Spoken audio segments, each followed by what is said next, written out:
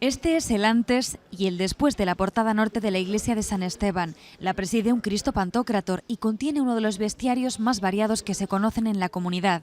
Identificarlos ahora es mucho más sencillo que hace unos meses.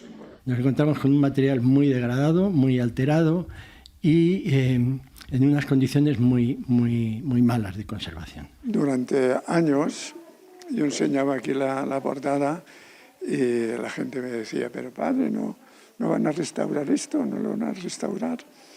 Y digo, sí, se restaurará, con el tiempo se restaurará. Finalmente el momento llegó y después de 6 meses de trabajos de limpieza y reparación de grietas, los andamios han dado paso a una renovada portada. Hemos podido mostrar pues, toda esa belleza tan excepcional con esa maestría que realizaron los escultores del medievo. Mereció la pena, porque claro, atrae además el turismo hacia la zona. Todavía queda trabajo por hacer porque la restauración, dicen, no es el punto final, sino el de partida para poner en marcha un programa de conservación que permita preservar un monumento catalogado como bien de interés cultural.